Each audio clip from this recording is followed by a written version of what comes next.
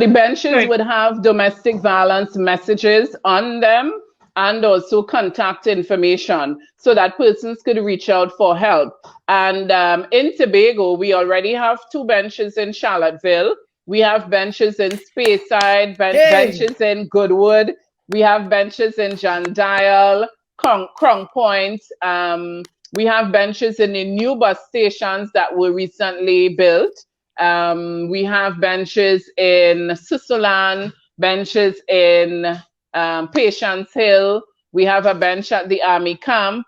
We are going to be doing one at the Scarborough Esplanade and many other areas. So we paint in Trinidad and Tobago purple because what I know is that I am not going to stay quiet. I am going to carry this movement because God gave me this vision. I am going to carry it. And I am, people were asking, Onika, where again money from to paint them benches? And I told them, I said, that is not my business. That is not my concern. All I need to do is say, yes, Lord, here I am. I make myself available to be used by you, and it is going to happen. So what we have formed recently is a coalition movement based in the United States of America, headed by Deshauna Bernard. And they have come together and raised funds for us to do the Purple Bench. Tell the people what they're seeing here right now.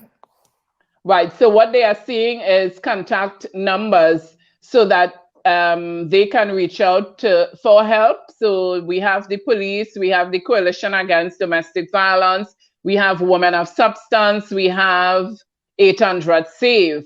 We also have the Division of Health, Wellness, and Family Development, so that persons affected can indeed reach out for help. So when you see a Purple Bench in your area, know that it is a safe space. Know that you can get to that bench. You can see one of the numbers that you can reach out to for help. And we are asking people, reach out for help. Do not be afraid. Do not be ashamed. A little joke just came here for you, a little humor. The bench is not to go and sit down or to do any dirty thing on. The bench is there. Yeah, of course, people can sit on the bench because we want persons to sit and have conversations from the Purple Benches and also we want people to stay tuned because we have so much coming out of the Purple Bench project. We have conversations from the Purple Bench where we are going to sit and have, little videos, and I'm going to send it out into the atmosphere right now. We're hoping that Winston Duke is going to be endorsing our Purple Bench project, and we're going to have a video. We know it's going to be virtual. So sitting on the Purple Benches, we will have little videos, talking about domestic violence and abuse. And we know that Dr. Cindy Trim, we know that yourself, Mary, Winston, we know that eventually when the borders are open, you all will be here sitting on the Purple Bench and having a conversation. No, I will want a Mackie snack when I sit on the bench. Yes. We go too hot to sit down in a bench. No, you can have a bottle of water while we have the conversation. Okay, Pastor. So are you a pastor yet? An evangelist? I am part of my evangelist team at my church. I'm also an usher.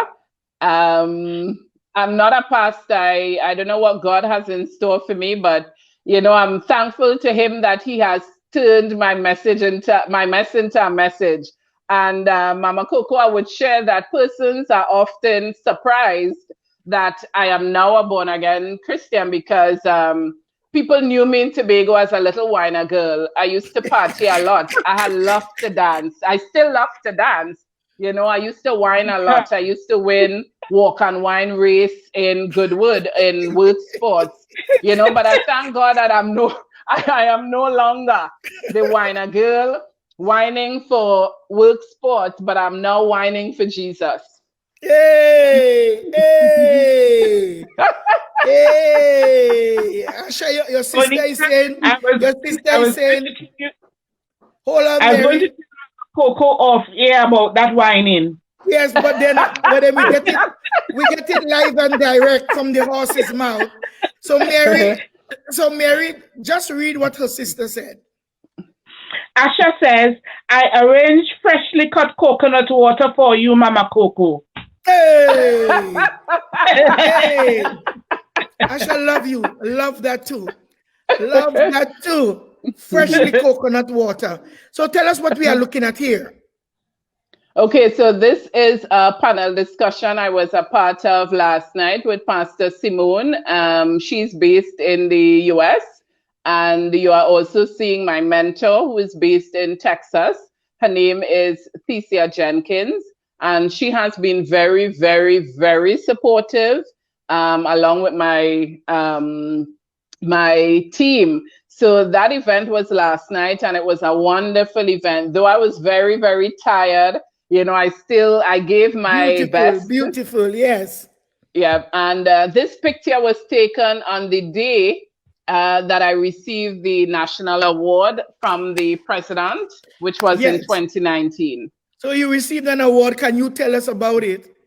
Okay, so it was a gold award, a national award for the development of women. I received that from the president of the Republic of Trinidad and Tobago. So you are telling me and telling the audience now that this is your baby. This is your baby. No one helped you started this. It is because of your... Well, it was the vision of God, and I was led to speak to persons, a few persons who came on board. Like, you know, I must mention fellow survivor, Stacey and Duncan Hamilton, who is one of my board members and who has been so supportive. Stacey came to me very early, even before Women of Substance was birthed, and she shared her story with me. And she was a part of the sit and chat meetings, and eventually I asked her to, you know, be a part of the board, to which she agreed. So we are governed by a board. My board members are my pastor, Dapo Oyenloye.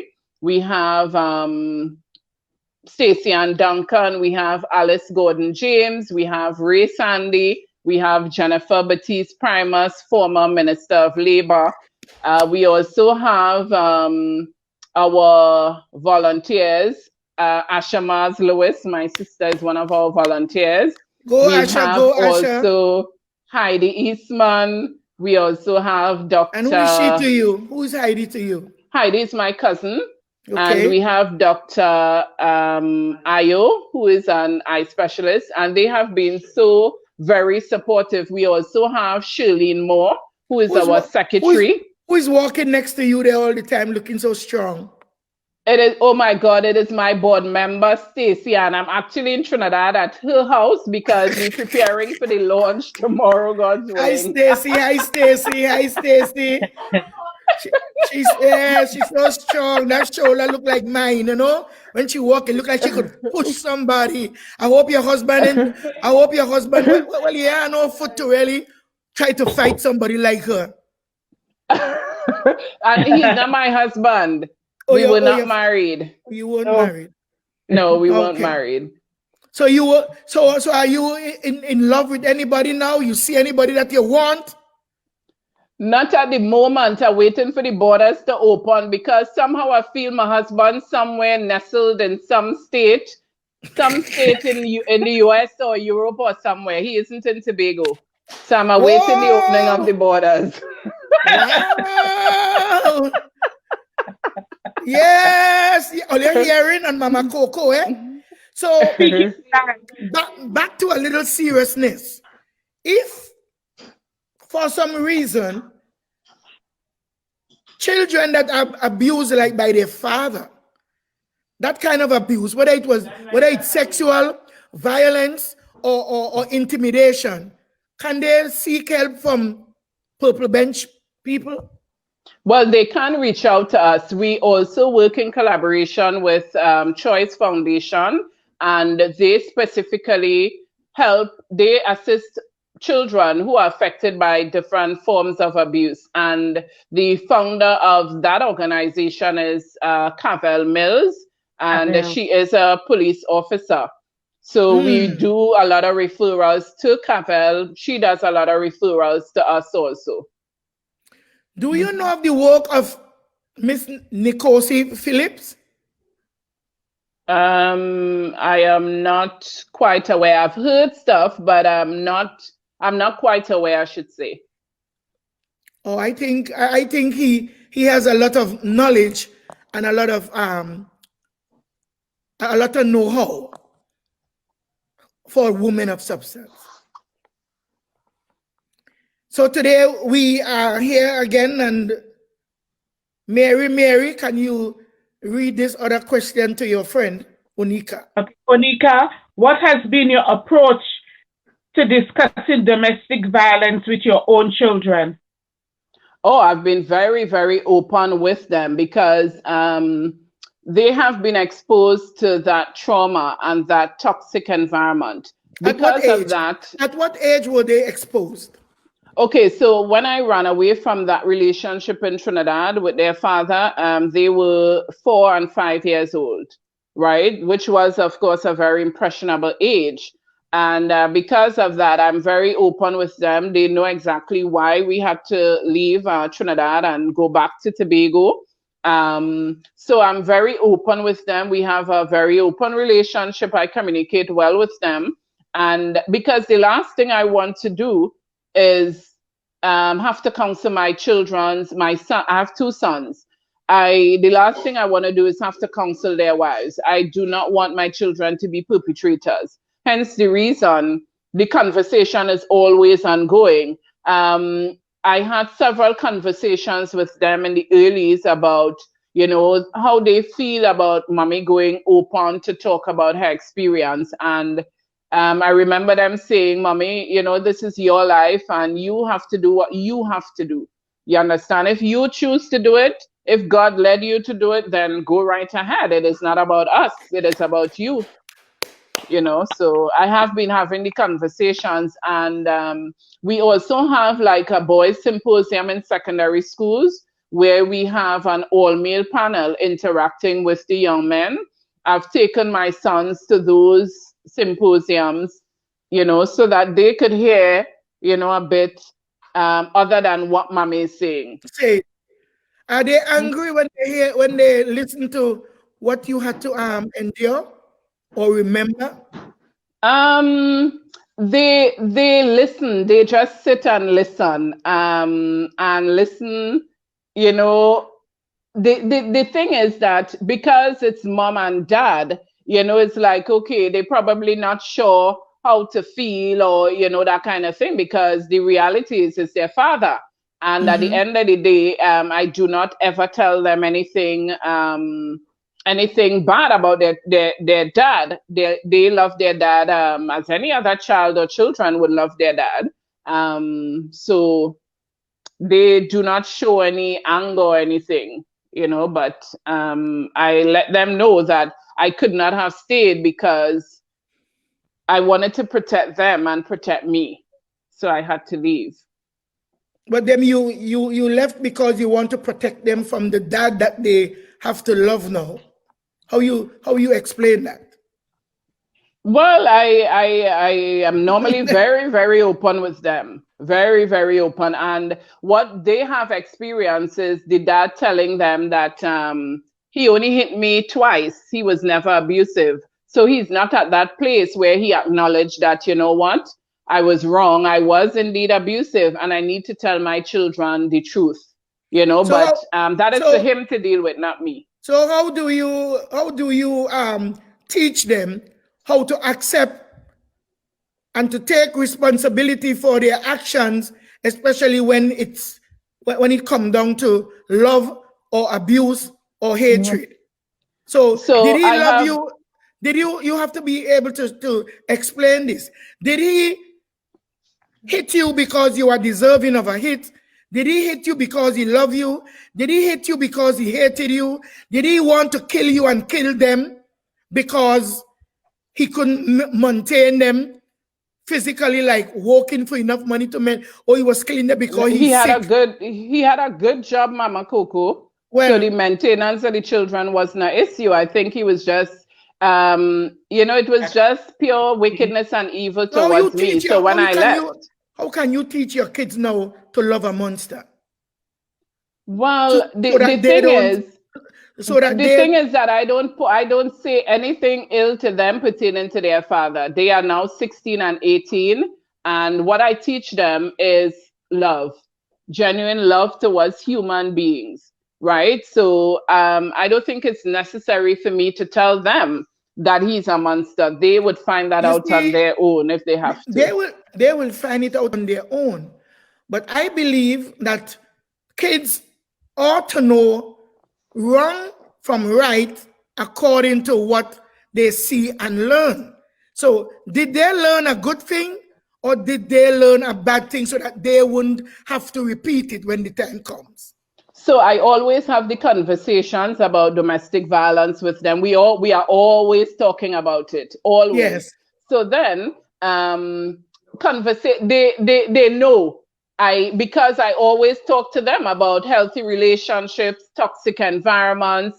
I always talk to them about the importance of expressing your emotions. So I never tell my children, and I've never done it from an early age, I never tell my boys that it is not okay to cry.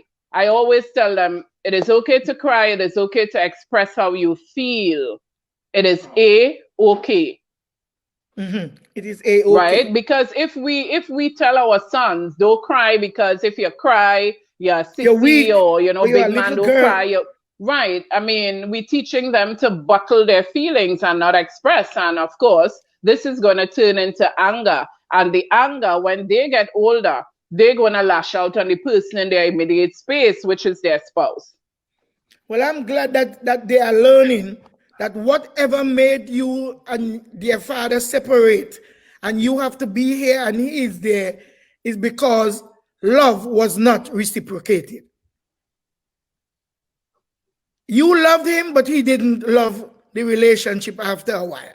He loved to make you unhappy. So we have to, I'm glad that you could help them to differentiate between love of appreciation and love of dictatorship. The thing is, Mama Coco, is I think that my partner was exposed to violence at an early age, because what I know, and I know generational curses exist, because what I found out was that his grandfather was abusive to his grandmother, so he had an issue that he never dealt with. There was a lot of insecurities, hence the reason why this was meted out against me. So do you think, I'm coming in because a lot of people here with children, do you think at any stage in life your sons will need any therapy? Because they may not show you that they are hurting from what they saw or hurting from the life they live in. Do they look for their father with wherever he is with his one leg? He's in Trinidad at the moment. Well, they're 16. They're 16 and 18. So I allow them to go spend time with him now, because of course he's not that well.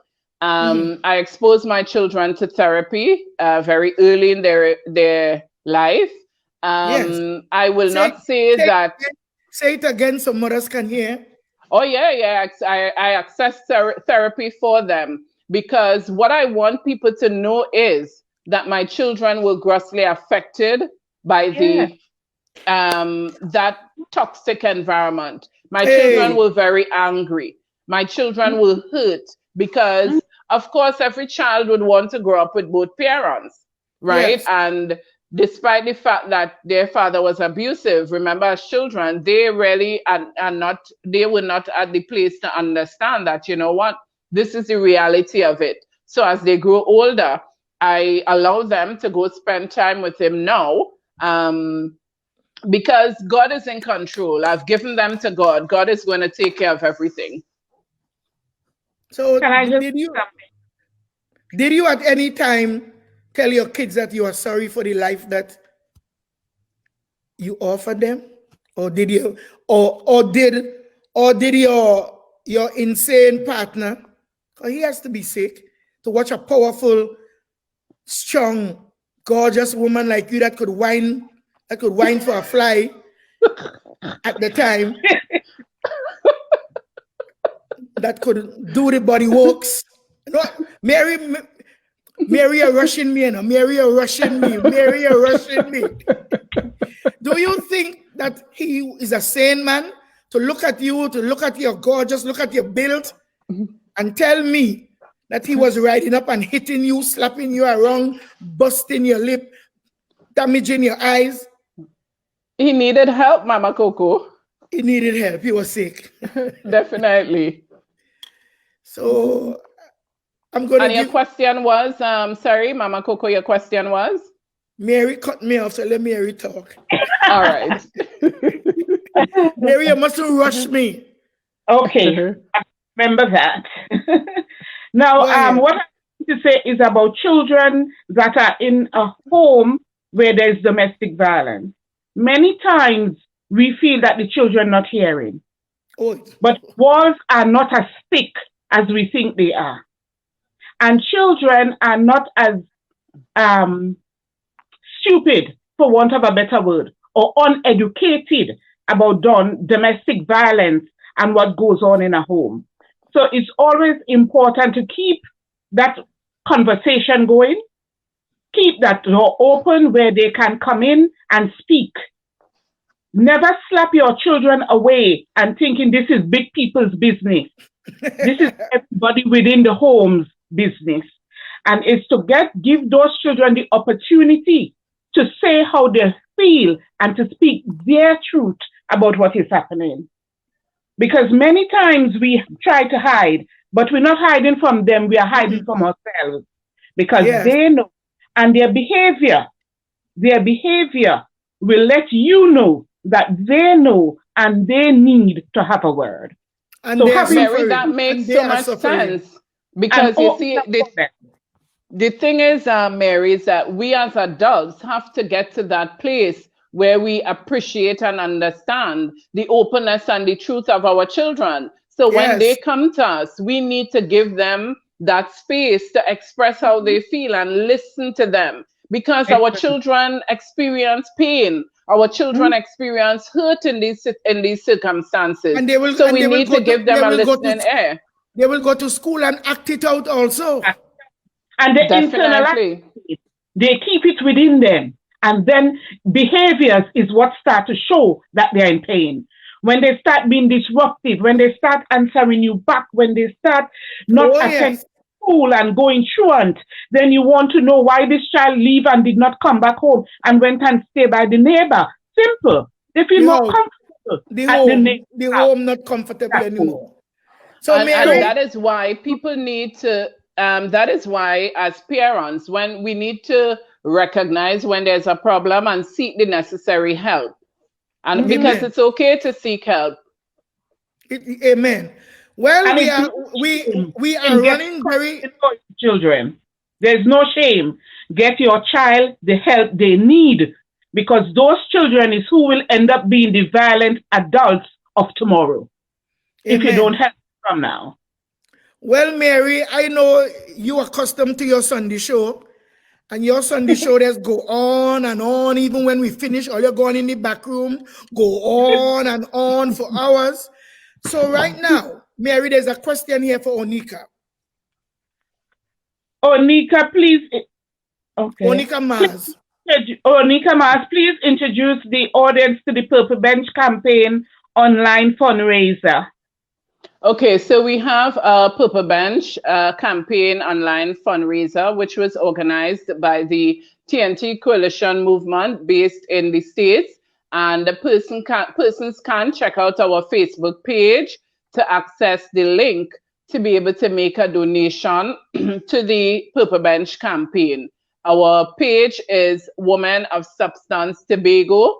That is our Facebook page. We also have an Instagram page. It's also Women of Substance Tobago. And persons can reach out to me at 485-9534 for more information. They can also send us a message via our Facebook page. So we are encouraging persons to, make a donation towards our campaign, and look for that purple bench that is coming to your community. Be part of the movement. Delaford doesn't have one. Why? We are waiting the persons. We are waiting persons to make donations so that we could get the necessary resources.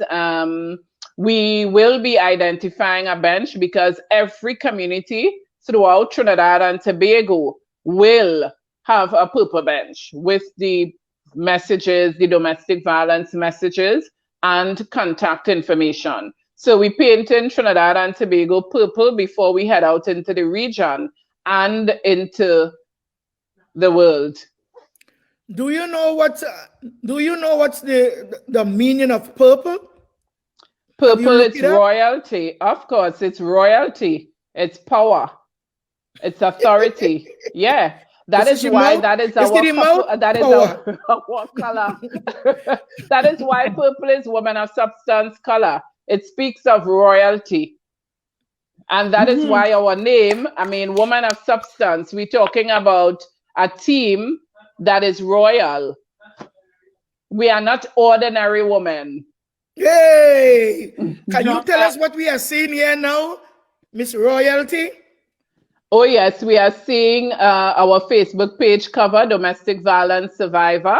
I am a proud survivor, and I want to encourage persons as we close to, support the movement, support the cause, because we cannot do it on our own.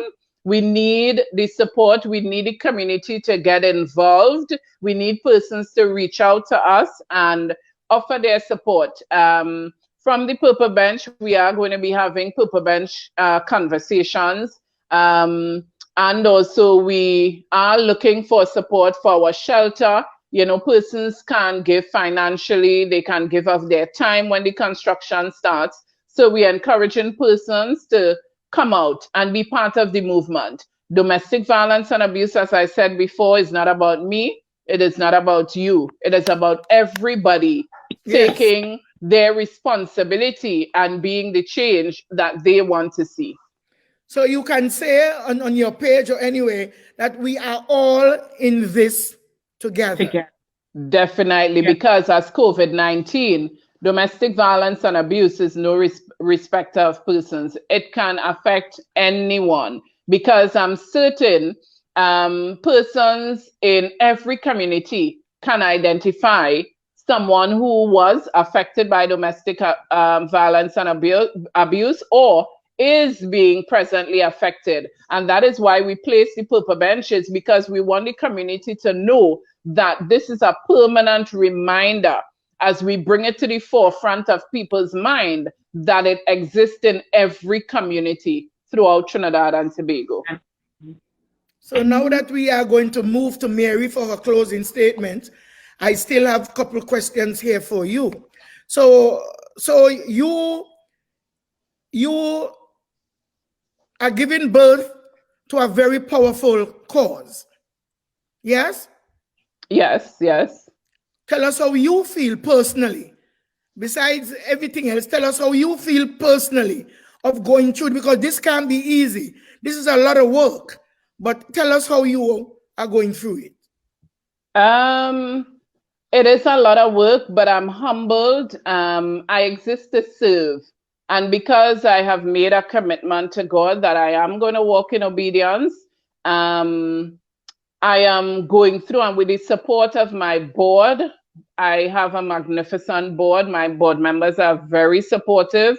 My parents are very, very supportive.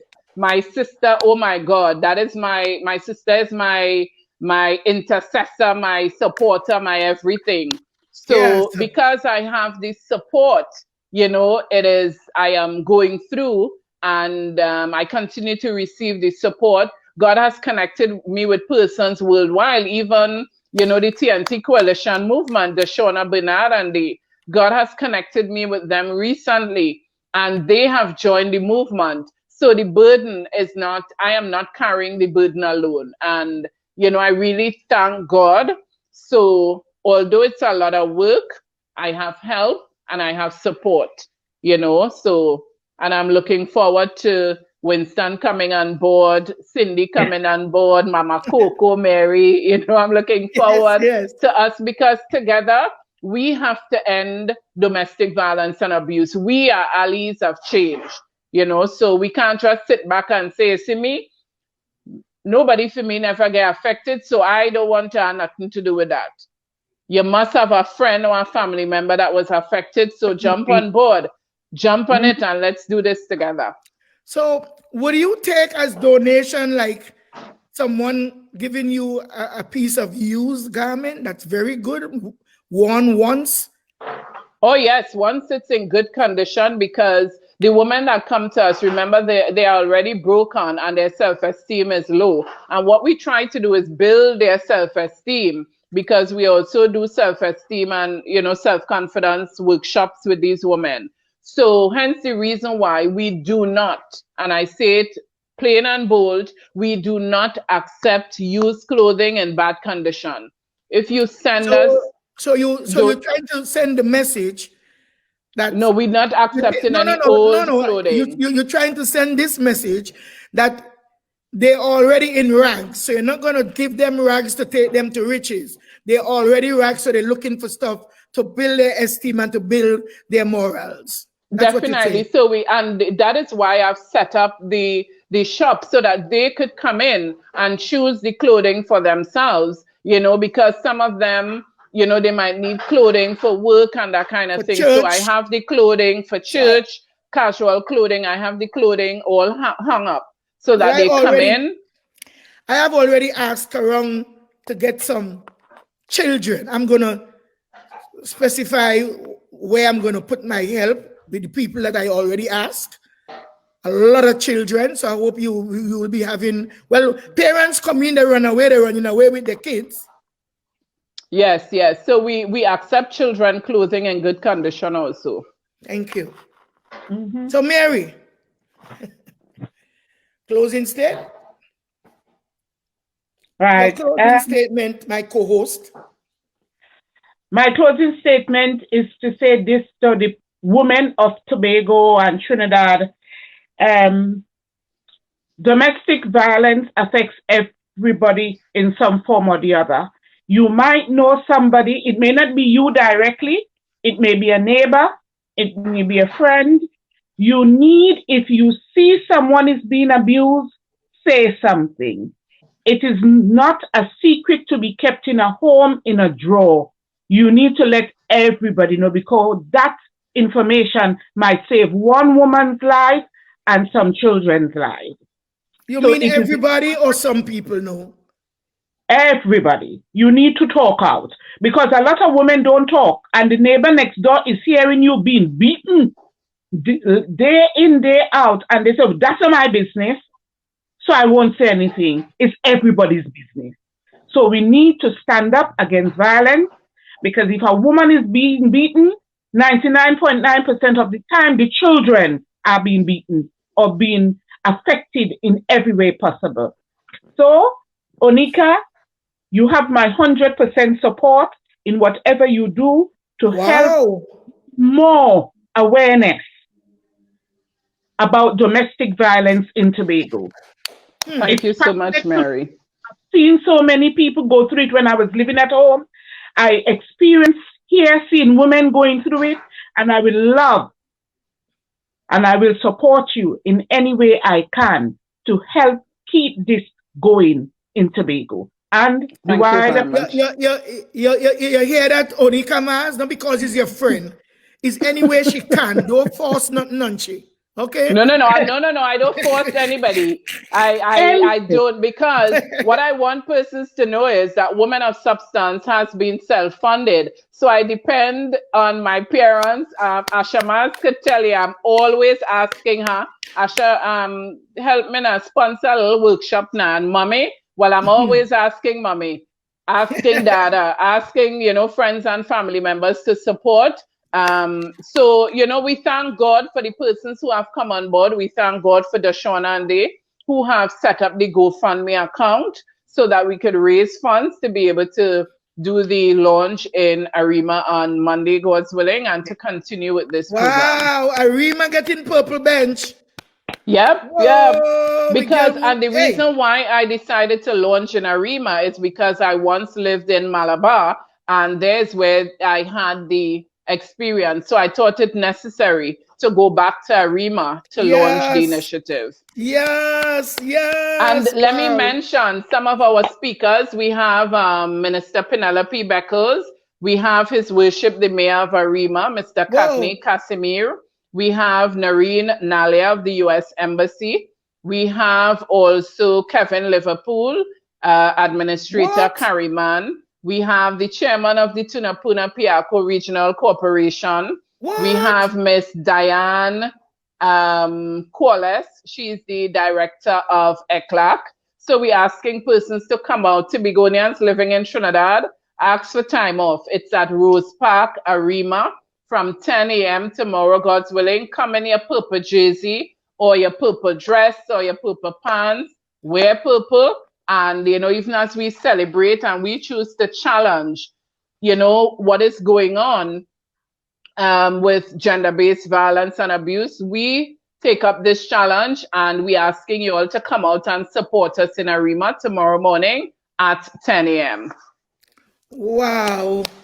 And we will have jerseys on sale. So if you don't have a purple jersey, come out. We have jerseys, wrong neck for 120 TT and polos for 150 TT. Walk with your mask you guys, and your sanitizers. This woman, as a young girl, was in her mother's store in her uniform, that yellow shirt and that green uniform, and I could never forget. You watch me and you said, okay, my mom not here, hold on, and you come back. You are the lady from country? I said, yes. And then she said, okay, you can get what you want. I see this pay. I never. I see this pay your bill. But if I never used to pay my bill, I had to leave Scarborough with my head in my leg, you know. This get the credit that day. get out of here. So Miss Danielle Kirk sent some purple hearts up for you. Thank you so much. And thank you to Trinidad and Tobago for the support. We have been receiving support from Tobago and, you know, persons living in the US and the UK, the Trinidad and Tobago diaspora. We really, really, really appreciate. And I want to say a huge thank you to my board members, because I could not have done it. I cannot do it on my own. I thank God for them. And, you know, even as we continue to go along this journey, we're asking persons to remember us in prayer and know that we welcome your support. Keep praying for us. Oh, we will. We will. And we understand that you are a strong prayer on your own behalf. Now, ladies and gentlemen, I'm telling you guys, I don't know the grandmothers that talk, but the grandfather used to talk. He used to engage with everybody, and now his granddaughter is here, and I believe she'll have to come back another time because she has much more to say. Awesome. Are you going to come back? Sure. Oh, sure. Coming back to your Mama Coco show. And somebody asked if there's a purple bench in Richmond. Not as yet, but persons can also send us a message if they want to have they're interested in having the bench in their area. You know, they can send us a message. Our US coalition team has designed a purple bench toolkit so that we could have persons fill out a form and we can send the toolkit to them. So if they want to sponsor a bench or sponsor the paint and, you know, the resources, we can have that discussion. Do you have one in Argyle? We have two in Argyle. That is the home of Winston Duke, Mama Coco, and Dr. Cindy Duke. So we ensure we put two in Argyle. Wow. Argyle overstock. Belgarden have any yet? Not as yet. So you have to put one up on the hill in Belgarden and one lower down in Belgarden where the school is. Right. And we also want to we intend to reach out to the principals of the schools so that we can have a bench in every school so that the conversation can be started in the schools. you moving, you doing a lot. This is in depth, and I'm proud and I'm so happy. So now you have been a chance to thank this audience that really wanted you to come and support you today, Miss Onika. So thank you so much to the audience. I know that Mama Coco, you have a huge following, because on Sundays, I mean, after lunch, I lie down and relax and take in Mama Coco live. So I want to say thank you to the audience for your support. Thank you for your prayer. Thank you so much to my sister Asha Mars for tuning in. Thank you so much to the US and UK TNT diaspora for your support. Thank you for tuning in. Thank you, thank you, thank you. And as we celebrate... Do you know a woman named Anne-Marie Arthur? Oh my God, yes. Anne-Marie is one of our supporters also. Anne-Marie actually provided meals to me when she was in Tobago. You know, I used to go by her place to buy food all the time. Oh, well, Anne-Marie said that she's going to definitely support this. Yeah, thank you so much, Anne-Marie. I do appreciate. And she's coming back to Tobago. She's in Canada now, and she got stuck, so she'll be back on time to help you to make this movement possible. Okay, and our website, I forgot to mention, is www. You see what I tell her, she grandfather right here today? www.womenofsubstance.org.tt. So reach out to our website and our Facebook page. Send us a message. We are here to help you. We are here humbly awaiting your message so that we can respond. Thank you so much again. Well, thanks to my... If there's a Speyside, and there is one in Speyside, isn't there, Onika? Yes, there's one in Speyside. There's one in Roxborough. In Goodwood, there are about 5.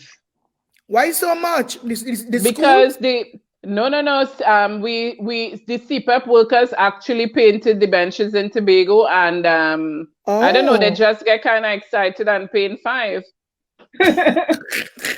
And you know, before I leave, I want to say thank you, Mama Coco and Mary. Thank you to Cindy Duke also for having me. I do appreciate. I am indeed humbled. Thank you so much. I want to say a special thank you to Dr. Faith B. Israel. From the inception, she has been so supportive. I can always call on her. Yes. I really appreciate her support. Thank you, thank you, thank you to everyone. Thank you very much. Well, you are so welcome. I'm not running you off the show. I know you have other commitments for the day. And I think Mary, she must want to beat you now. So let me see what Mary has to say again. I have nothing else to say more than, Onika, keep up the good work. You know, God will continue to pour his blessing on you, and more people will be saved through the work that you've done. So you keep up the good work. Amen. Thank you so much. Thank you for allowing me to share my truth.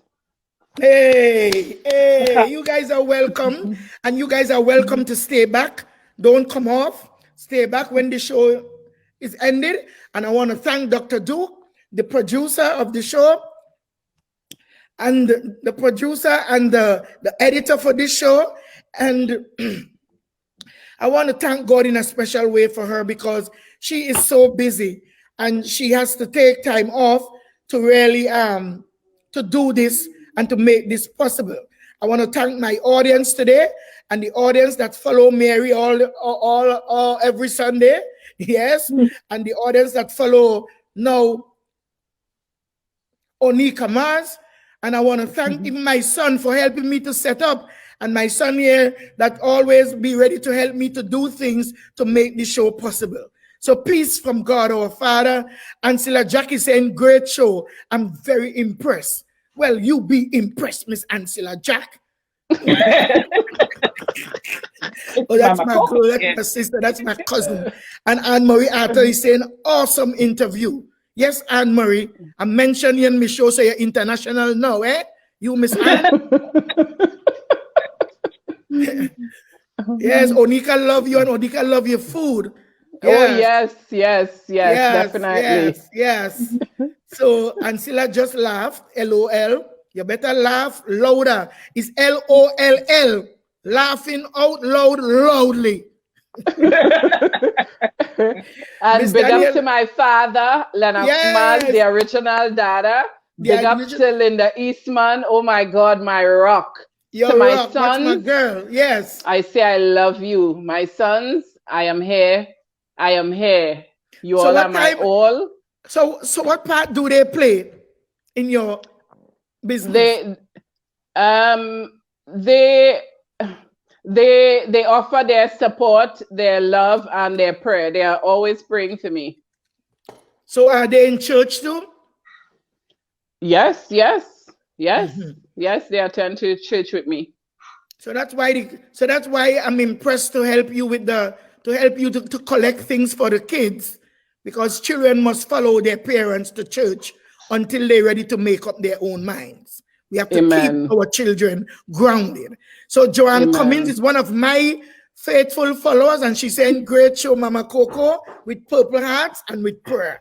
Yes. Thank you so much. Yes, Ancilla Jack. Ancilla. Love you, my friend, my family. Yes. This Avanel Hazel, now she's my goddaughter. And she is one of the persons that I usually reach out to when I'm about to help somebody. So she's part of my help team right now, and she's saying great show. Awesome.